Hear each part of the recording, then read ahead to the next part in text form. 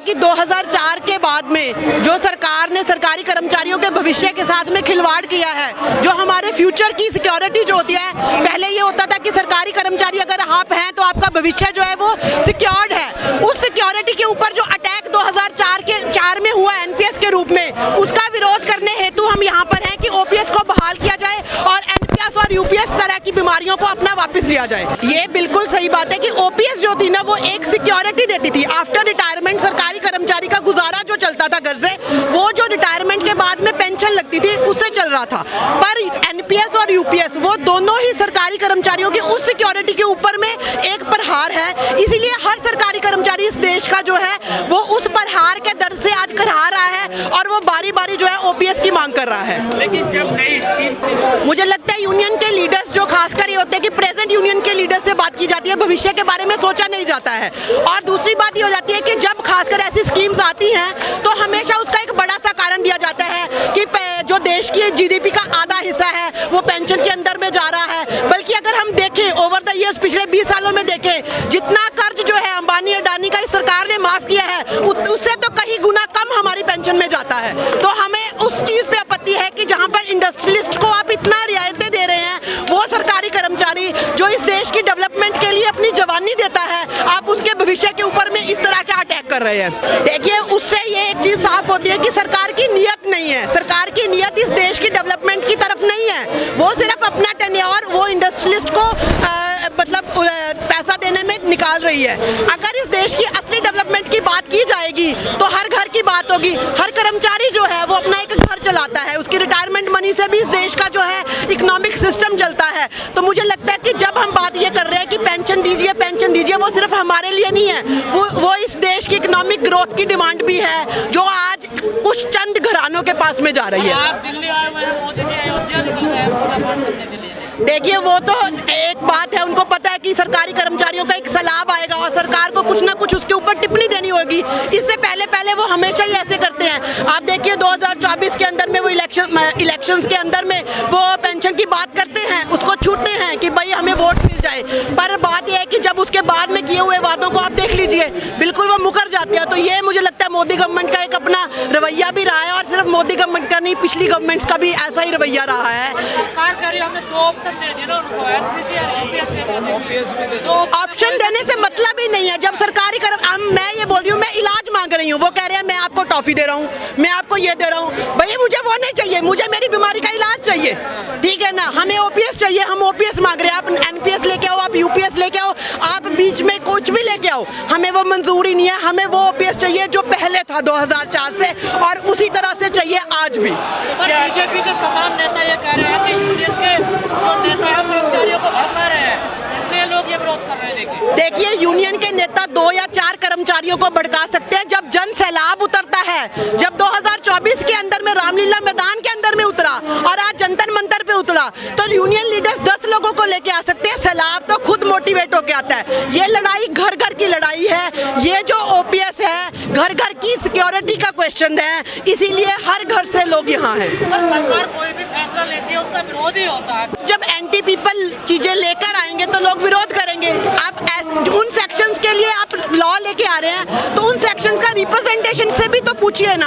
आप कर्मचारियों के लिए कोई फैसला ले रहे हैं तो कर्मचारियों से पूछिए ना कि वो क्या चाहते हैं, है ना। आप अपने मन से एक दिन उठेंगे और बोलेंगे ओपीएस बंद है देश के अंदर में, तो ऑब्वियसली विरोध भी उतना बड़ा होगा। सरकार से ऐसे सवाल किए जाते हैं, रोजगार हो या शिक्षा पर, वो कहते हैं हमें जनता वोट दे रही है। देखिए, बिल्कुल सही बात है, उसमें भी आप परसेंटेज देखेंगे, वोट तो 1 से भी लोग जीत जाते हैं, है ना। बात यह है कि लोगों की डिमांड क्या है, लोग क्या आपके देश के अंदर में क्या मुजाहरे या प्रोटेस्ट होने बंद हो गए हैं? क्या लोग सेटिस्फाइड है आपकी गवर्निंग बॉडी से? नहीं ना। रेगुलर प्रोटेस्ट इस देश के अंदर में चल रहा है। किसान आंदोलन 2 साल चला, ओपीएस का आप देखिए प्रदर्शन कितने सालों से चल रहा है। ऐसे ही जो स्टूडेंट्स हैं उनका फी हाइक के विरोध प्रदर्शन रेगुलर जारी है। तो मुझे लगता है कि वो गवर्निंग बॉडी के ऊपर में क्वेश्चन है कि जब कोई भी सेक्शन आपसे सेटिस्फाई नहीं है तो लोगों का विरोध निरंतर जारी है। आज का प्रोग्राम आपका रामलीला मैदान में होना था, क्या वजह रही जो प्रोग्राम नहीं हो पाया? देखिए वहाँ का परमिशन जो है वो डिलेड हो रहा था और प्रोग्राम को एक नियंत्रण तरीके से करने में बाधा आ रही थी, इसलिए जंतर मंतर को बाद में चुना गया कि डर रही थी आप लोगों की पुरानी वो तो हमेशा ही डरती है। देखिए वो हर सेक्शन से डर रही है आज के टाइम, चाहे वो सरकारी कर्मचारी हो, चाहे वो स्टूडेंट्स हो, चाहे वो किसान हो, हर जगह से डर रही है सरकार। तो मुझे लगता है वो अपने आप में क्वेश्चन सरकार के लिए है, मेरे लिए नहीं है। वैसे बड़ी वजह क्या लग रही है सर? मैंने वही बोला कि जब वो 2004 के अंदर में एनपीएस को लेकर आए तो उन्होंने बोला कि जीडीपी का एक मेजर हिस्सा पेंशन में जा रहा है और देश का इकोनॉमिक डेवलपमेंट है वो हिंडर हो रहा है। तो हम वही कहना चाह रहे हैं कि उसी जीडीपी का आज बड़ा हिस्सा अंबानी अंडानी की जेब में जा रहा है, तो आप लोगों का पेट भरने के बजाय आप उन इंडस्ट्रियलिस्ट जो ऑलरेडी पेट से भरे हुए हैं उनका पेट और फुल करने में लगे हुए हैं। अब कब तक चलेगा ये आंदोलन? जब तक ओपीएस नहीं मिल जाता। आज के लिए ये 2 बजे तक है, बट अदरवाइज ये लड़ाई तब तक है कि हमारा एक ही मंजिला है, हमारा एक ही लक्ष्य है, ओपीएस ओल्ड पेंशन स्कीम। जब तक वो हासिल नहीं हो जाती ये लड़ाई वैसे ही चलेगी। इतना बड़ा जन सैलाब आज आया है, क्या कोई सरकार पे असर पड़ेगा? बिल्कुल। किलोमीटर है पीएम। देखिए आप ये देखिए स्टेट्स गवर्नमेंट के अंदर पंजाब जब इलेक्शन आते हैं तो हमेशा ओपीएस अनाउंस कर देता है, हिमाचल इलेक्शन आते हैं तो अपना ओपीएस अनाउंस करता है, हरियाणा की इलेक्शंस के अंदर में ओपीएस इतना मेजर मुद्दा रहा है। तो मुझे लगता है कि ओपीएस एक मेजर मुद्दा बन रहा है और आने वाले दिनों में हम वापस ओपीएस लेके रहेंगे। आपको नहीं लगता कि विजय बंधु जी को संसद भेज दीजिए? विजय बंधु जी को संसद में भेज दीजिए। अगर सरकारी कर्मचारी चाहेंगे उनको अपना रिप्रेजेंटेटिव बनाकर संसद भेजना तो वो दिन दूर नहीं है, पर मुझे लगता है कि वो जो है वो सरकार में रहे या लोगों की आवाज बन के रहे। मुद्दा ओपीएस है, था, रहेगा। मोदी जी से क्या अपील करना चाहोगे? हम यही कहेंगे कि सरकारी कर्मचारियों की आवाज को सुनिए और ओपीएस को लागू कीजिए, क्योंकि सरकारी कर्मचारियों के भविष्य से खिलवाड़ का मतलब पूरे देश के भविष्य से खिलवाड़ है। तो 5 किलो राशन के साथ थैली बिल्ड लगा के बैठेंगे क्या? उसी का ये विरोध हो रहा है, उसी का विरोध हो रहा है, ये विरोधी हो रहा है। जब वोट डालते तब तो वही भूल जाते हैं सब कुछ। हम नहीं भूलते, वो लोग भूलते हैं जो राशन ले रहे हैं, हम नहीं भूलते।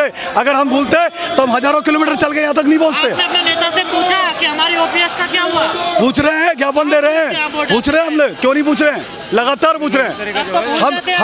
हम लगातार ज्ञापन दे रहे हैं और पूछ रहे हैं, ठीक है। और जो हमने राज्य बनाया उत्तराखंड ऐसे नहीं बनाया, छीन के बनाया और लड़के बनाया। और अगर सरकार शांतिपूर्ण ढंग से नहीं मानेगी तो कार्य बहिष्कार भी होगा, चक्का जाम भी होगा। लड़ाई नहीं, लोकतंत्र में लड़ाई नहीं कर सकते। लड़ाई होगी लोकतांत्रिक तरीके से होगी। लेकिन मोदी जी ने 2 ऑप्शन दे दिया। हाँ जी, एक चुन लो कोई सा भी दोनों में से। कर्मचारियों से बात करें। हमारा ऑप्शन हमारे सुरक्षित भविष्य के लिए होगा और आने वाली पीढ़ी की सुरक्षित भविष्य के लिए होगा। हमें किसी मोदी किसी योगी से परहेज नहीं है। हमें केवल 6 एक सूत्र हमारी मांग है, पुरानी पेंशन और पुरानी पेंशन। और जब तक वो बहाल नहीं हो जाती आप इसी तरह से हमको प्रदर्शन करते देखते मिलेगी। और हम आपसे आज ही वादा कर रहे हैं कि हम भी जब तक पुरानी पेंशन नहीं हो जाती तब तक संघर्ष जारी रखेंगे। रामलीला मैदान में आपको प्रोग्राम करने नहीं दिया। कोई दिक्कत नहीं, हमने आज भी कोई दिक्कत नहीं। लोकतंत्र में विरोध भी होता है, सरकार दबाव भी बनाती है और इस तरह के हथकंडे भी अपनाती है। कल सरकार गिरफ्तार भी कर सकती है, कल सरकार हम पे एस्मा भी लगा सकती है, कुछ और भी लगा सकती है। हर चीज हम झेलने को तैयार है। अगर हमारे सुरक्षित भविष्य का सवाल है तो ठीक नहीं है।